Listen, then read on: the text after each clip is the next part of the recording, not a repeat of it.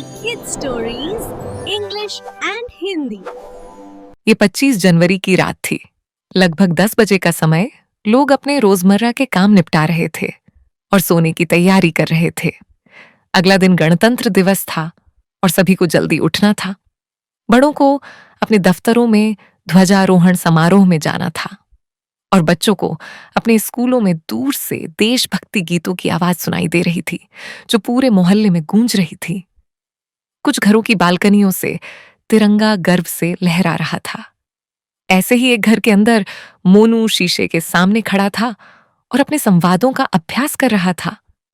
वह अपने स्कूल के देशभक्ति नाटक में एक सैनिक की भूमिका निभा रहा था और शीशे के सामने खड़े होकर अभ्यास कर रहा था। तभी उसकी माँ सोनिया कमरे में आई। क्या तुमने अपने संवाद अच्छी तरह याद कर लिए हैं? उन्होंने प्यार से पूछा। हाँ मम्मी, मोनू ने आत्मविश्वास से उत्तर दिया। मैंने उनका बहुत अच्छी तरह अभ्यास किया है। अब मैं सोने जा रहा हूँ। क्या आपने मेरी सैनिक वाली ड्रेस तैयार रखी है? मुझे घर से ही पूरी ड्रेस पहनकर और तैयार होकर जाना है। हाँ, सब कुछ तैयार है। शुभ रात्रि, मोनू ने कहा और अपने कमरे की ओर चल दिया। लेकिन वह अगले ही पल वापस लौट आया, शरारती मुस्कान के साथ, दोनों हाथों से अपनी पीठ के पीछे कुछ छिपाए हुए। मम्मा, आप जानती हैं कि मैं कल के लिए बहुत उत्साहित हूँ। हाँ, मुझे पता है, वह मुस्कुराई। कल गणतंत्र दिवस है।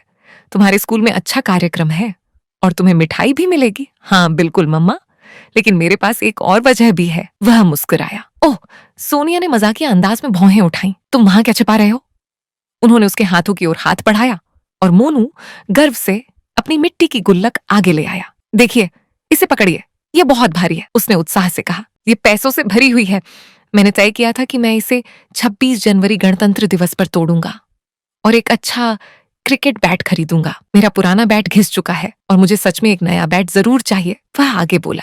मैंने ये पैसे बचाए हैं और गणतंत्र दिवस से पहले गुल्लक न तोड़ने की प्रतिज्ञा ली थी। रविवार को हमारा मैच है और मैं अपने नए बैट से बल्लेबाजी करूंगा। शाबाश बेटा, सोनिया ने प्यार से उसे कहा। संतुष्ट होकर मोनू सोने चला गया। अगले दिन स्कूल का माहौल उत्सवपूर्ण और हर्ष व उल्लास से भरा हुआ था। शिक्षकों और छात्रों ने मिलकर बड़े उत्साह से ध्वजारोहण समारोह किया। एक रिटायर्ड सेना के कर्नल को मुख्य अतिथि के रूप में आमंत्रित किया गया था। एक छोटा देशभक्ति नाटक प्रस्तुत किया गया, जिसमें मोनू ने एक बहादुर सैनिक की भूमिका निभाई। इसके बाद कई अन्य देशभक्ति प्रस्तुतियां हुईं। जब कर्नल को बच्चों को संबोधित करने के लिए आमंत्रित किया गया, तो पूरा हाल तालियों की गड़गड़ाहट से गूंज उठा। कर्नल बैसाखियों के सहारे मंच तक आए। युद्ध के दौरान देश की रक्षा करते हुए उनका एक पैर बेजान हो गया था। उन्होंने बताया कि कैसे उन्होंने दुश्मन की उस कोशिश को नाकाम किया जिसका उद्देश्य पूरे सेना शिविर को नष्ट करना था। हालांकि उन्होंने एक पैर खो दिया था। उन्होंने कहा, लेकिन उन्हें गर्व है कि उन्होंने कई सैनिकों की जानें बचाईं और कीमती गोला बारूद को सुरक्षित रखा। बच्चे आश्चर्यचकित होकर सुन रहे थे। गहराई से प्रभावित और प्रेरित होकर अचानक एक बच्चा खड़ा हुआ और पूछा, सर, हम अपने देश की सेवा और उसके लिए बलिदान कैसे कर सकते हैं, जब हम अभी छोटे हैं और बड़े काम नहीं कर सकते? कर्नल ने स्नेहपूर्ण मुस्कान के साथ देखा।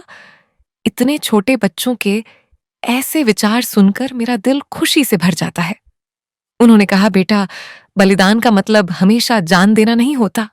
ये किसी कीमती या प्रिय वस्तु को छोड़ने का भी नाम है, जो तुम गरीबों और जरूरतमंदों के साथ बांट सकते हो।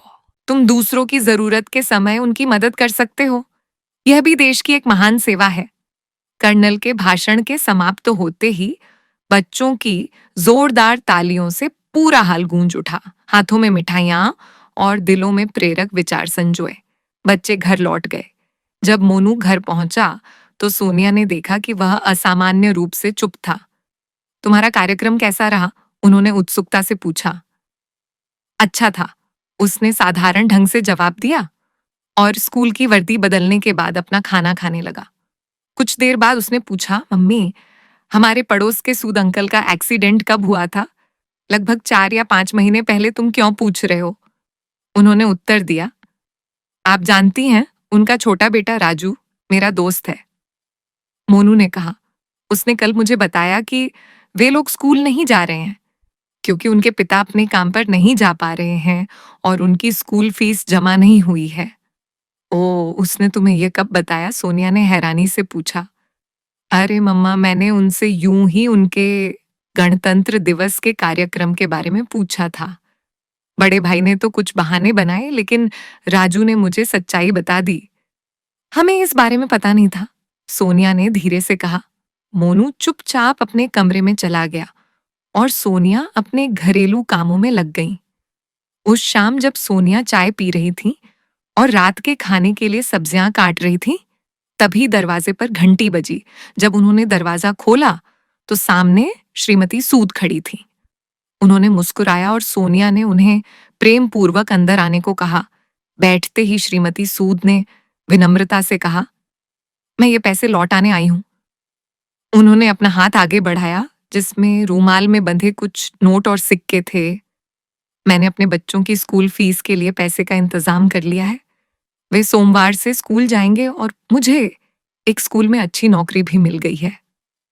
सोनिया अचंभित रह गई। ये पैसे आपको किसने दिए? मोनू ने श्रीमती सूद ने उत्तर दिया। उसने ये मेरे छोटे बेटे राजू को दिए।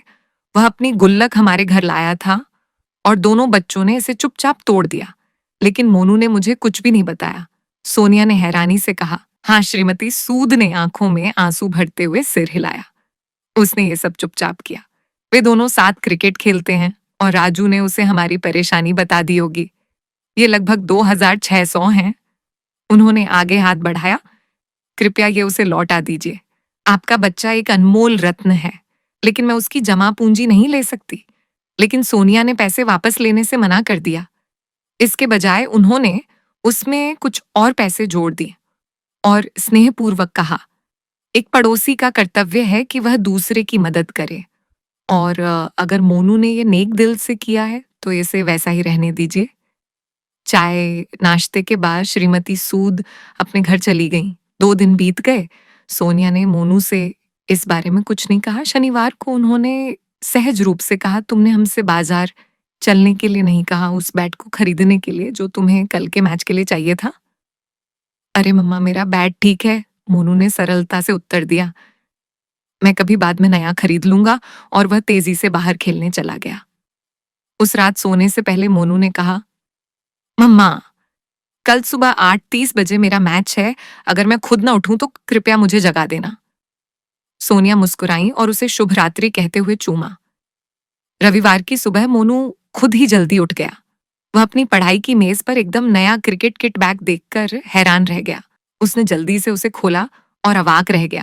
क्रिकेट बैट को कसकर पकड़ते हुए वह दौड़कर बैठक में गया जहां उसके माता पिता चाय पी रहे थे। पापा मम्मी, बहुत बहुत धन्यवाद, उसने खुशी से चिल्लाकर कहा। क्या शानदार सरप्राइज है। वह पूरे कमरे में खुशी से नाच रहा था और बार बार उन्हें चूम रहा था। उसकी खुशी देखकर उसके माता पिता हंस रहे थे। अच्छे कर्मों का फल हमेशा आशाओं से अधिक मिलता है। हमें तुम पर बहुत गर्व है, दोनों एक साथ बोले। वे बहुत खुश थे। Thank you for watching. Please like, share, and subscribe. Bye bye.